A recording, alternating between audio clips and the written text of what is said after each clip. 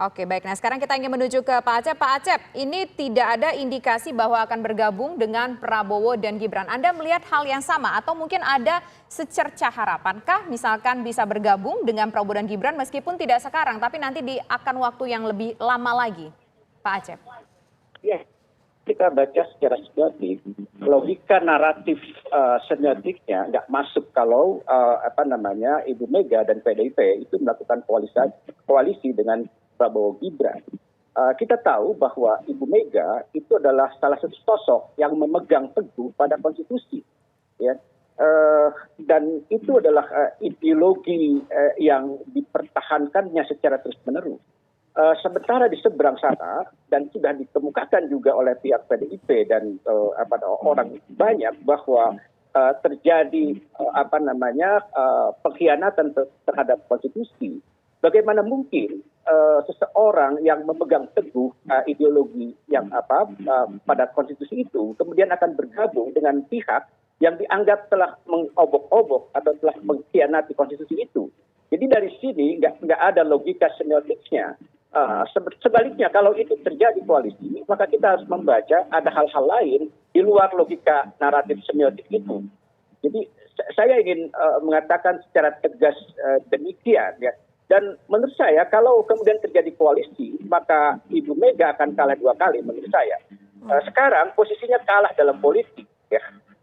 Dan kalau bergabung maka juga akan kalah secara ideologi, ya. Jadi menurut saya ini akan sangat dipertimbangkan oleh Ibu Mega. Jadi saya sama sekali tidak menangkap itu, kecuali kalau ada hal-hal lain yang kemudian bisa kita curigai juga di luar logika naratif dan juga akal sehat semiotik. Ya, saya melihat seperti itu, Mbak. Oke, kita mau ke Pak Hendrawan lagi. Pak Hendrawan, tadi ini menarik disampaikan oleh Prof. Burhan ya. Pak Hendrawan begini, kalau memang akan diputuskan nanti di dalam Rakernas PD Perjuangan ini tanggal 24 Mei mendatang ya. Tapi kalau kita melihat kondisi internal PD Perjuangan, tadi Prof. Burhan juga sempat menyinggung ya.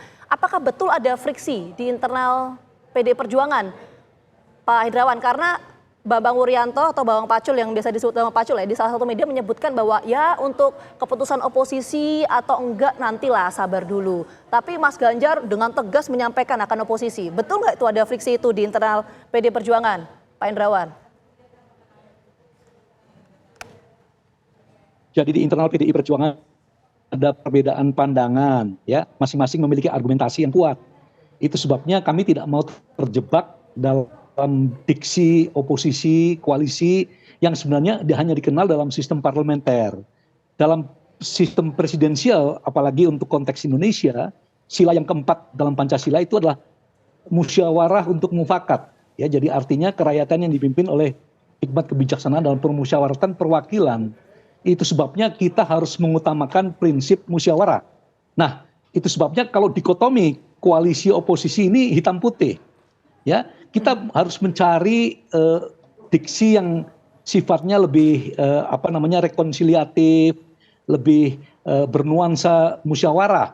Itu sebabnya ada misalnya yang mengusulkan mitra strategis, strategic partner, ya. Hal ini kan tidak pernah dibicarakan.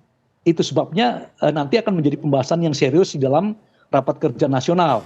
Nah, mengapa kami harus menunggu rapat kerja nasional? Karena dalam rekomendasi rapat kerja nasional sebelumnya, PDI Perjuangan dalam rekomendasi butir ke-9 itu menyatakan dengan tegas melanjutkan ya kepemimpinan Pak Jokowi dengan Kiai Haji Ma'ruf Amin. Kita tidak boleh menganulir apa yang sudah dinyatakan dalam rakornas sebelumnya dengan statement-statement yang sifatnya sporadis, spontan, ya.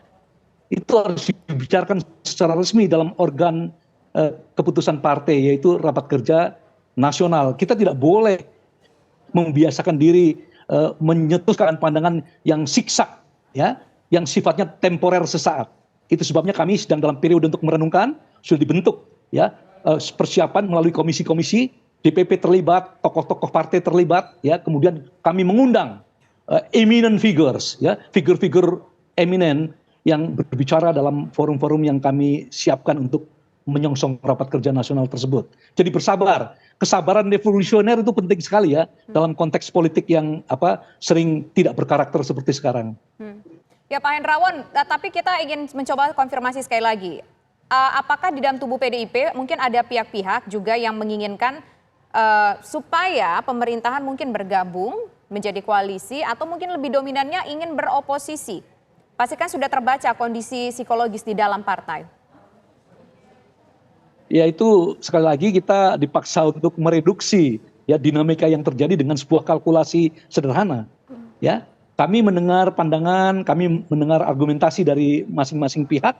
Ya, bahkan ada yang sudah mempersiapkan senarai, list. Ya, ini keuntungan, kerugian dan seterusnya. Tetapi politik kami yang menjunjung tinggi dari politik yang berkebudayaan dan kami percaya sikap politik harus didasarkan pada dasar moral dan etika yang kuat. Ya, itu harus melalui proses pengendapan dan dengan endapan ya kebijaksanaan nanti pada waktunya akan diputuskan oleh Ibu Ketua Umum. Oke, tapi tadi menarik Pak Hendrawan menyampaikan dan juga membenarkan, meyakini ada perbedaan pandangan itu ya Pak Hendrawan ya. Kita mau menuju ke Prof. Burhan. Prof. Burhan, kalau memang ada perbedaan pandangan di tubuh internal PDI Perjuangan, ini kan artinya ada yang menginginkan ya udahlah oposisi aja atau enggak ya udahlah bergabung aja ke pemerintahan. Nah, seberapa besar suara-suara dari kelompok yang menginginkan untuk bergabung dengan pemerintahan ini bisa mempengaruhi sikap politik dari Bu Mega? Ibu Mega punya keyakinan politik tersendiri dan itu terkonfirmasi dalam rekam jejak panjang beliau. Jadi sebagai vote getter utama di internal partai, betapapun ada aspirasi yang berkembang, saya kira kata putus ada di tangan beliau. Dan itu terkonfirmasi, misalnya pada zaman Pak SBY ada ajakan yang sangat kuat dari Pak SBY untuk PDI Perjuangan agar bergabung, bahkan gesture saat itu ditunjukkan di mana Presiden SBY mendukung suami dari Ibu Mega yaitu almarhum Taufik Kemas sebagai Ketua MPR. Tetapi ketika Ibu Mega mengatakan tidak, ya tidak. Meskipun ada banyak godaan kursi menteri yang ditawarkan. Nah, jadi lagi-lagi saya melihat PDI Perjuangan terutama dari sikap pribadi seorang Ketua Umum yang kita tahu ya latar belakang kehadiran PDI Perjuangan sangat ditentukan oleh posisi politik yang diambil oleh Ibu Mega. Nah, kalau melihat gesture Ibu Mega per hari ini, sepertinya saya membaca kemungkinan berkoalisinya PDI Perjuangan dengan Prabowo Gibran tidak akan terjadi dalam waktu dekat. Kemungkinan menunggu perkembangan, misalnya setelah Pak Jokowi tidak lagi menjadi presiden, kemudian melihat relasi Pak Prabowo dengan Pak Jokowi setelah Pak Jokowi tidak lagi berada di istana, itu yang mungkin akan bisa mengubah posisi politik PDI Perjuangan. Tetapi saya meyakini posisi PDI Perjuangan tidak akan berubah dalam waktu dekat kaitannya dengan kekuasaan. Oke, baik. Apakah Pak Acep juga memiliki pandangan yang serupa bahwa mungkin bisa berkoalisi tapi dalam waktu yang jauh, tetapi ini tidak dalam waktu dekat? Melihat dulu akan seperti apa jalan pemerintahan Prabowo dan Gibran. Bagaimana pula hubungan antara nanti ketika pemerintahan sudah berjalan antara Prabowo dengan Joko Widodo? Ya, saya kira kita bersaksi atas karakter ini sejauh ini. Ya. Beliau telah mengakui perjalanan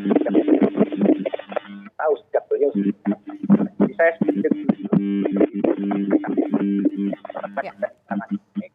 dan sejauh ini menurut saya Ibu Mega akan tetap bertahan pada posisi hari ini, gitu ya.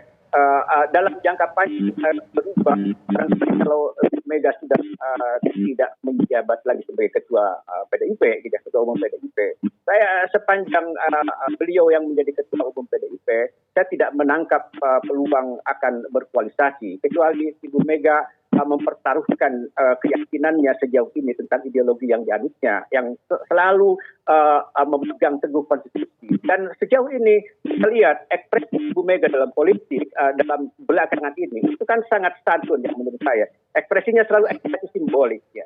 Beliau tidak mengatakan secara langsung, padahal sebagai ketua umum yang bagi sebuah partai yang sangat besar dan turut-turut memenangkan pemilu, persoalannya beliau tidak mengatakan tegas gitu. Tapi beliau tidak melakukan, ya, menurut saya kedewasaan.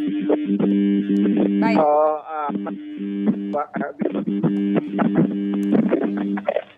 Banyak pertimbangan. Tapi saya yakin bahwa ada Ibu Megawati di PDIP tidak akan terjadi koalisi.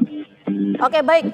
Pak Acep dan juga Prof. Burhan dan Pak Hendrawan, terima kasih. Nanti kita tunggu sikap politik dari PDI Perjuangan tanggal 24 Mei. Sekali lagi terima kasih atas waktunya. Sehat-sehat selalu.